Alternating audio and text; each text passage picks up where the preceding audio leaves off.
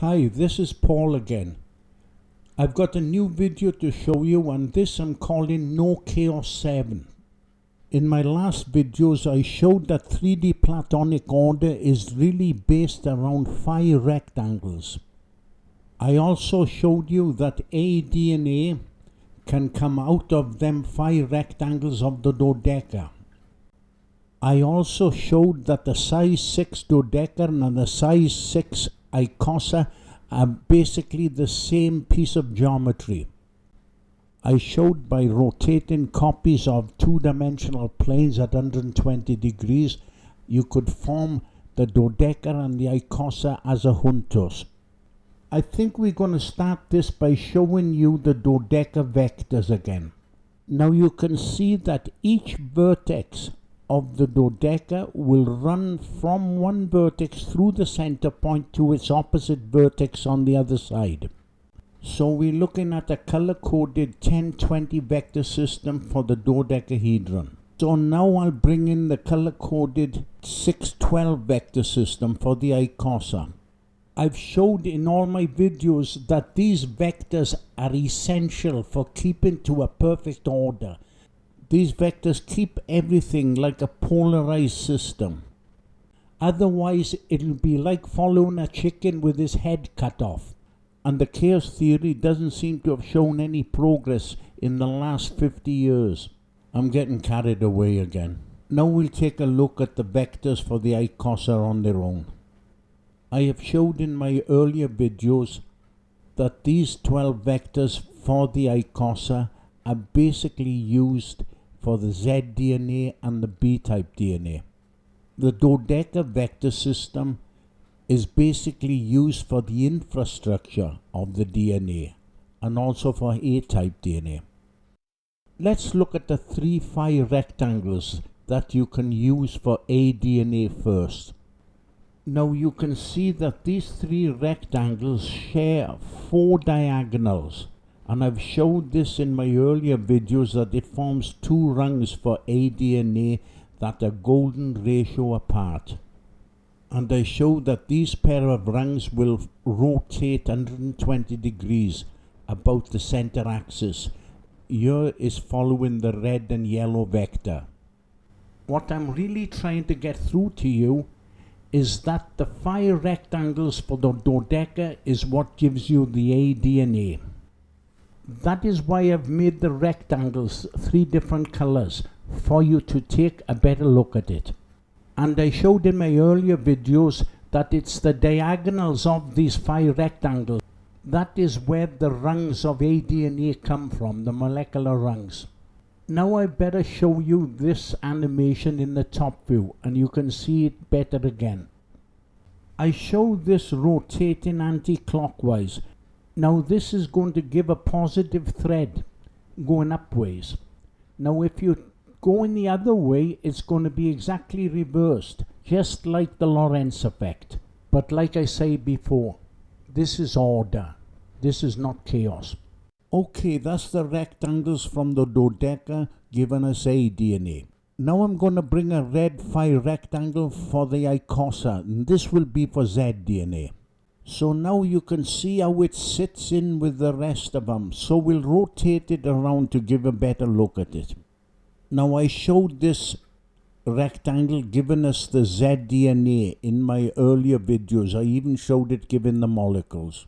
Now we'll just show that Z DNA rectangle rotating 120 degrees on its own. The sloping edges are golden ratio to each other, as I showed earlier in my videos. So this is why I've showed this animation, just to show that the A DNA and Z DNA are very closely related. Okay, now I'm going to zoom out a bit. Now I'll bring in a red, green and blue rectangle in a stack. And these 3 rectangles are 120 degrees about the center axis. I'll just show the rectangles and hide the icosahedrons. And now I'll show a dual helix. And we can give it a little spin around. And notice you can see that she's got a left-handed thread.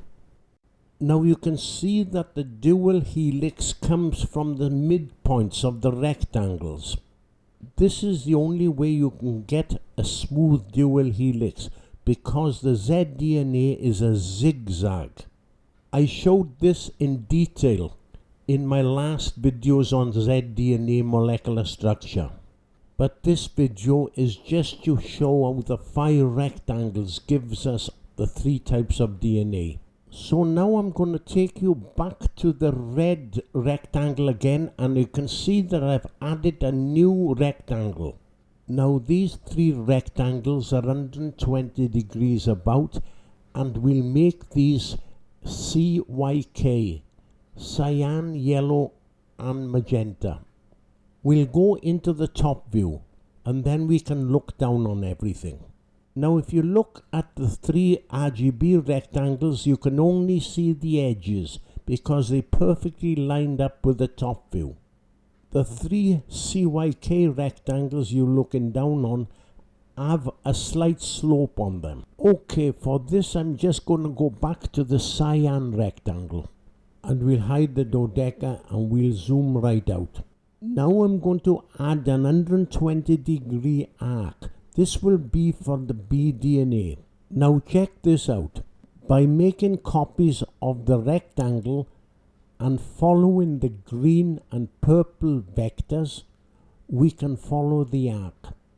Isn't that something? I mentioned earlier that it's difficult to see the RGB 5 rectangles. I will rotate it a little for you to see this. You can see the green and blue rectangles are lined up perfectly, just like zDNA. We only need the cyan rectangles at the moment. We can hide the Z type. Now it's plain to see the cyan rectangles are sloping. But all this stuff is there for a purpose. Okay, now we'll bring it back to the top view again. And we can reverse everything back to where we started again, because I want to show you an animation I put together. I am showing 320 degree arcs of bDNA. Now each arc is on a different floor.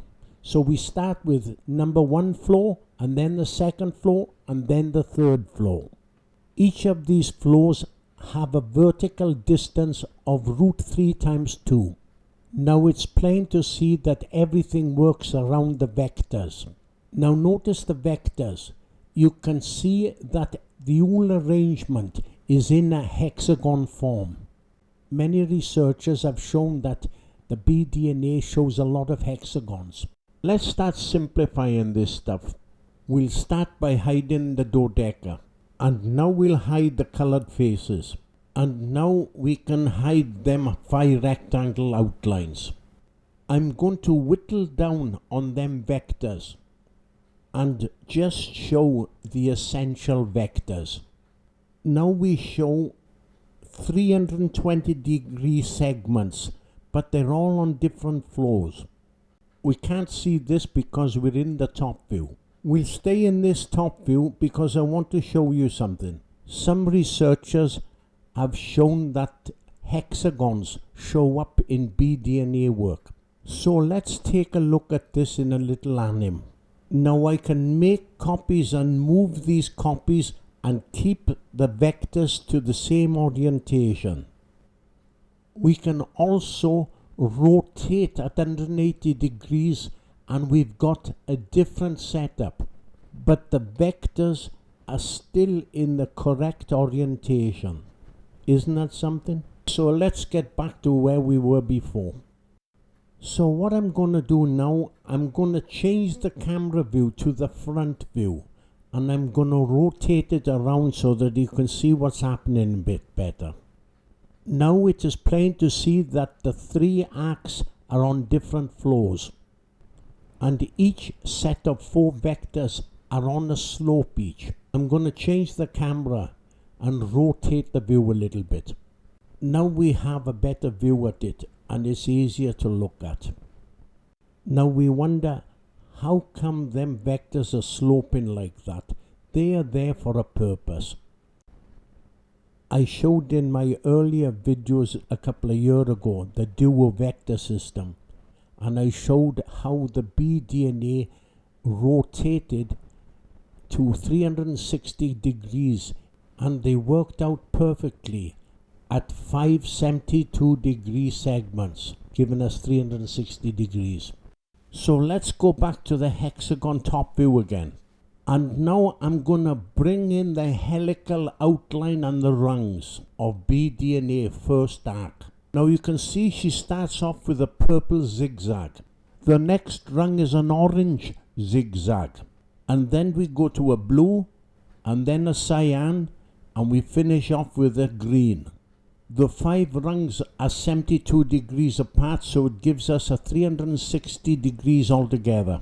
So now I'll show the 5 colored swirls. And we have a complete 120 degree arc for BDNA. Okay, now I'm going to bring in the second arc of rung shapes. And we start with a green rung, then a blue, then a purple, then a red, and we finish off with the blue. So let's give it another 5 swirl colors. Okay, now we're down to our third BDNA arc. And these rungs start with an orange, then a red, then a green, then a cyan, and finishes up with a red. And now we can give it the 5 colored swirls. So now you can see that we've got some brilliant geometry here. But there's always some jerk that will give it a thumbs down. So let's take a look at it in the front view. And now we can give it a spin around and you can study it a little bit better. Now earlier on I said those vectors are sloping for a purpose. Now take a look at them helixes going around. Maybe them vectors have helped to give these swirls a perfect balance. This is something that scholars should look into very deeply.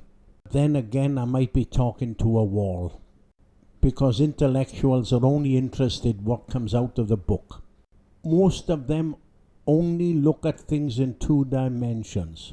They're not interested in 3 dimensions whatsoever. Maybe they want to blacklist 3 dimension. If you search chaos on the web, there are millions of results. But if you do a search on 3D Platonic order, I'm the only person to mention it. Isn't that something? Anyways, maybe there's 1 or 2 people around the world that will take an interest in my work. So this is Paul saying thank you very much for looking at my videos.